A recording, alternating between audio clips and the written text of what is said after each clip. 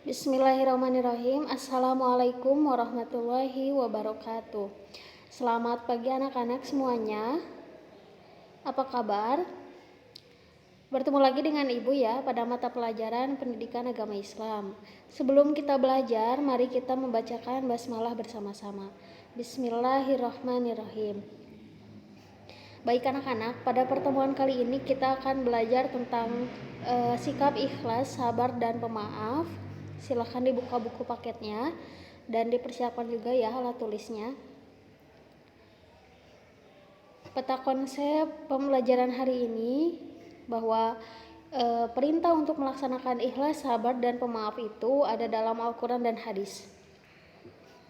Dalam Al-Quran ada 3 ayat, An-Nisa ayat 146, Al-Baqarah ayat 153, Ali Imran ayat 134. Kalau An-Nisa tentang ikhlas, Al-Baqarah tentang sabar, dan Ali Imran tentang pemaaf. Kemudian kita juga akan belajar tentang hadis tentang ikhlas, sabar, dan pemaaf, sehingga dengan mempelajari ini kita dapat memahami kandungan ayat tersebut dan berperilaku sesuai dengan Al-Quran. Nah, sebelum masuk ke materi, Ibu ingin sedikit menyampaikan bahwa ikhlas, sabar, dan pemaaf itu harus ada dalam diri kita, ya.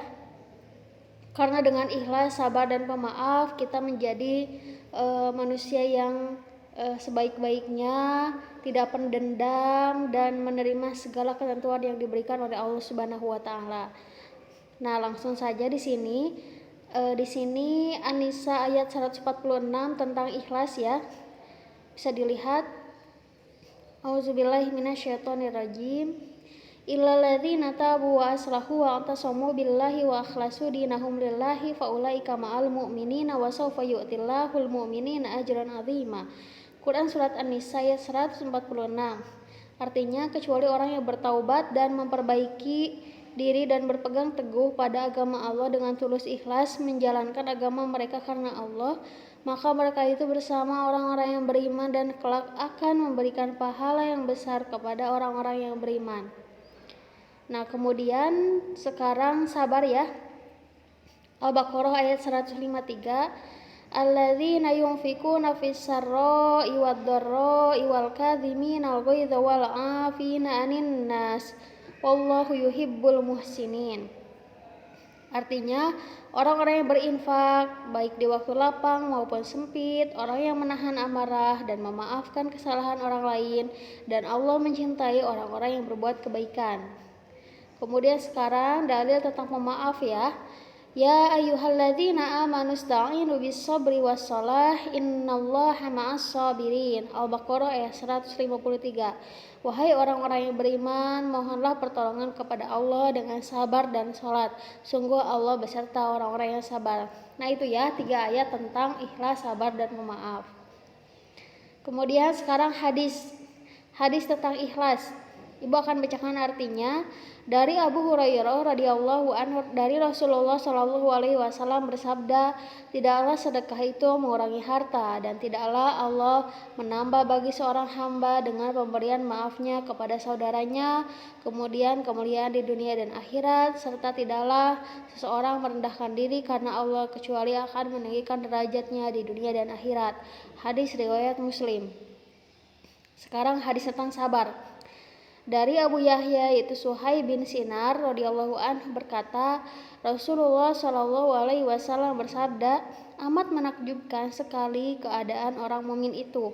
Sesungguhnya keadaannya itu adalah merupakan kebaikan baginya, dan kebaikan yang sedemikian itu hanya untuk orang mukmin itu belaka. Apabila ia mendapatkan kelapangan hidup lalu ia bersyukur, maka hal itu kebaikan baginya. Sedang apabila ia ditimpa oleh kesukaran dan ia bersabar, hal ini pun adalah kebaikan baginya. Hadis riwayat Muslim.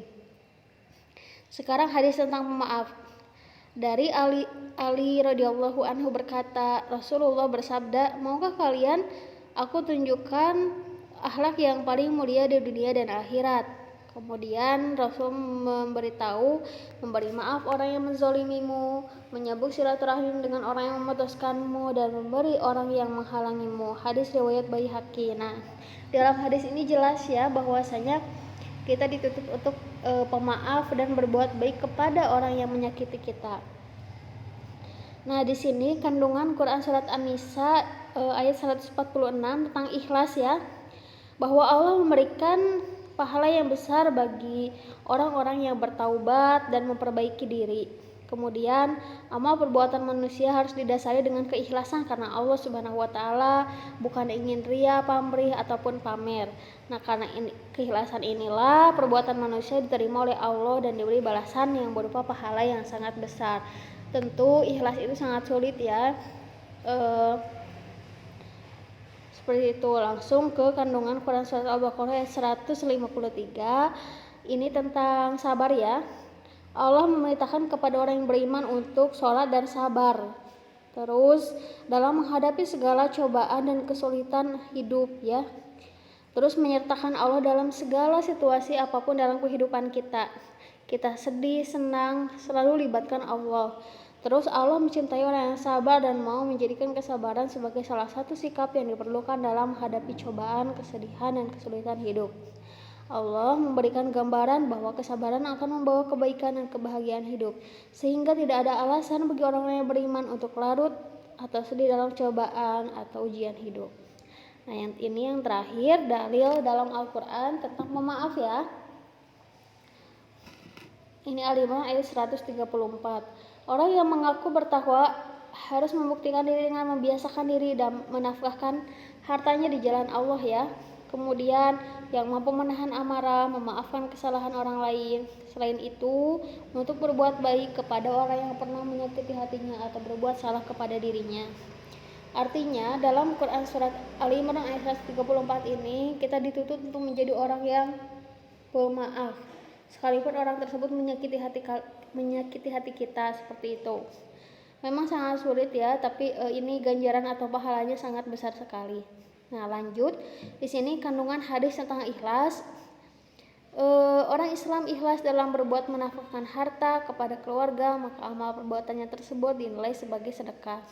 Orang yang berjihad, beribadah, berhijrah dengan mengharapkan sanjungan upah atau niatnya bukan karena Allah, maka orang tersebut tidak mendapatkan apa-apa di sisi Allah. Artinya bahwa ketika kita melaksanakan ibadah apapun harus diniatkan karena Allah, jangan diniatkan dengan hal-hal yang lain, karena tidak akan mendapatkan pahala di sisi Allah. Selanjutnya kandungan hadis tentang sabar, bahwa di sana dikatakan bahwa kita harus meningkatkan kesabaran dalam menghadapi permasalahan apapun yang diberikan oleh Allah, musibah, rintangan apapun. Dan kita juga harus melibatkan Allah dalam setiap permasalahan yang kita hadapi, baik itu kebahagiaan ataupun kesedihan dan kekecewaan.